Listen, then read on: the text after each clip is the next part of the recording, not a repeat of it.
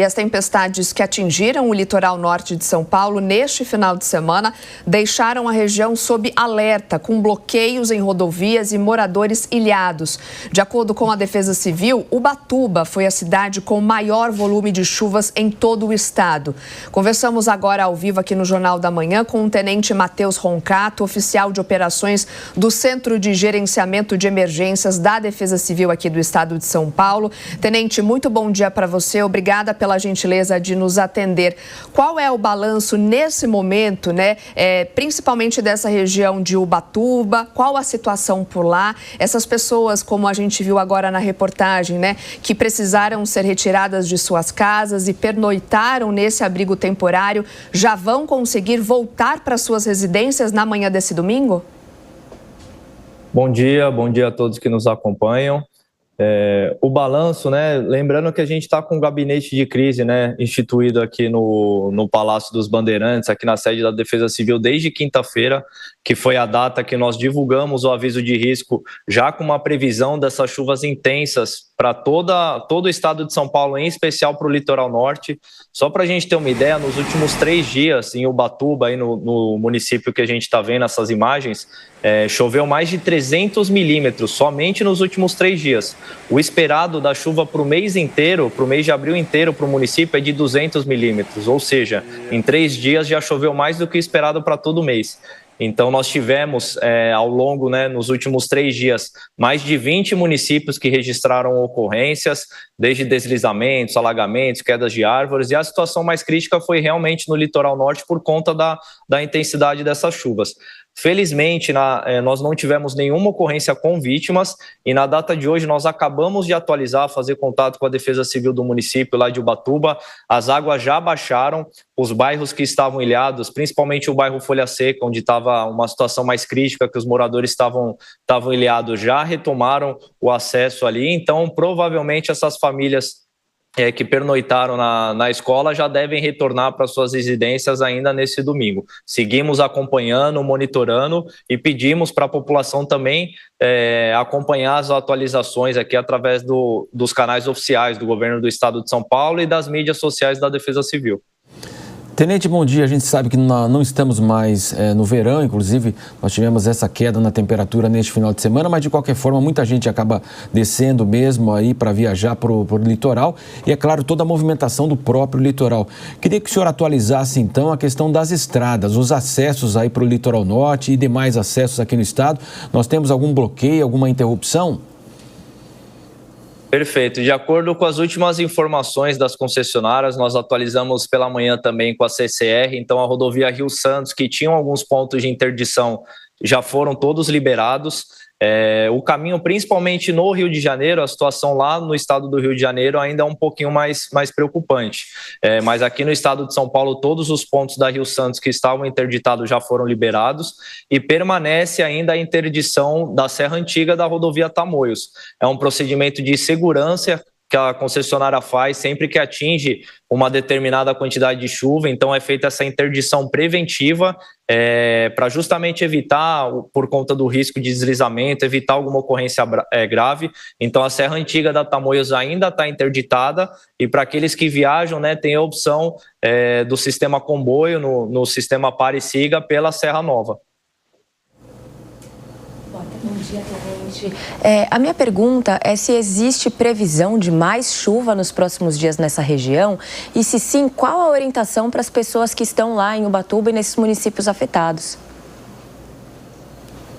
Bom dia. Olha, o cenário ainda inspira cuidado. Os modelos indicam, a gente acabou de ter uma rodada de atualização aqui com os nossos meteorologistas, uma reunião que é feita todo dia pela manhã, ainda indicam chuva para a região, mas numa menor quantidade. Então, uma chuva fraca que deve persistir ao longo dos próximos dias. Então, não é mais aquela chuva que a gente observou nesses últimos dias, principalmente no sábado, né? Que, como a gente comentou aí, choveu em 3 dias praticamente, o que era esperado para o mês inteiro. Mas como a gente tem essa situação, né, dos acumulados altos, ou seja, o solo está muito encharcado e a gente tem uma previsão ainda de chuva para hoje, para os próximos dias, mesmo ela sendo fraca, né? Como o solo está muito encharcado, a gente ainda mantém o município no estágio de atenção principalmente por conta dos deslizamentos. Então, a gente reforça a orientação para todos aqueles que moram, principalmente para os que moram em área de risco. Se identificar qualquer sinal de movimentação do solo, como, por exemplo, a inclinação de postes e árvores, o aparecimento de trincas e rachaduras nas paredes das residências, qualquer um desses sinais, acione imediatamente a Defesa Civil através do telefone 199. Tenente, bom dia. Para além da questão dos desastres, há as pessoas que vivem em Ubatuba, que têm as suas vidas em Ubatuba. Há, neste momento, algum risco dos serviços essenciais serem interrompidos ou até abastecimento? Ou as circunstâncias atuais ainda permitem que essas pessoas tenham uma vida normal, apesar de toda a tragédia que nós estamos acompanhando? Como a gente disse, o cenário mais crítico, né, de acordo com as atualizações que nós temos aqui dos modelos meteorológicos, o cenário mais crítico já passou, então a chuva mais forte já passou. A frente fria, né, que foi o que provocou toda essa chuva, ela já se encontra mais afastada do estado de São Paulo, ali na altura do estado do Rio de Janeiro e Espírito Santo, que deve concentrar as chuvas mais para aquela região. Mas como a gente falou, ainda tem uma persistência da chuva fraca, e o cenário agora é de gradativa melhor. Então, principalmente os bairros, né, que estavam isolados, as águas já baixaram, as pessoas já conseguem acessar as suas residências. Problemas pontuais que nós tivemos também com relação ao abastecimento de energia, fornecimento de água, também já estão sendo resolvidos pelas concessionárias. Muitos bairros, né, ficaram sem energia justamente por conta das quedas de árvore, que às vezes, né, afetam ali algum poste, alguma infraestrutura e acabam prejudicando. Então, a Defesa Civil do município, só nesses últimos dias aí já atendeu mais de 20 ocorrências de queda de árvore em parceria aí, ajudando esse trabalho de restabelecimento das concessionárias. Então, a tendência agora para as próximas horas, ao longo desse domingo e para os próximos dias, é de um gradativo restabelecimento de energia, de água e dos acessos nos locais que foram mais atingidos. Tenente, só uma última pergunta. A exemplo, né, de outras ocorrências nesse sentido que a gente vem acompanhando já, né, não só nesse ano, enfim, anos anteriores, estão se preparando melhor para esse tipo de evento climático? Perfeita. Uma ferramenta que nós lançamos, né, em parceria com a Defesa Civil Nacional em dezembro do ano passado e que vem auxiliando muito nesse processo de comunicação de risco e de prevenção é a ferramenta de alerta através de celular. Então, a gente vem notando, sim, principalmente uma conscientização melhor da população, de evitar se expor ao risco, evitar enfrentar áreas de alagamento, de realmente... A gente lembra no finalzinho do ano passado, em dezembro, principalmente aí na região do litoral norte, da Baixada Santista também, onde nós tivemos fortes episódios de chuva e tivemos, inclusive, o acionamento das sirenes e evacuação das áreas de risco, a população realmente acreditando no alerta e saindo das suas casas, indo para o abrigo, igual foi feito agora em Ubatuba também, o pessoal saindo de casa, indo para o abrigo.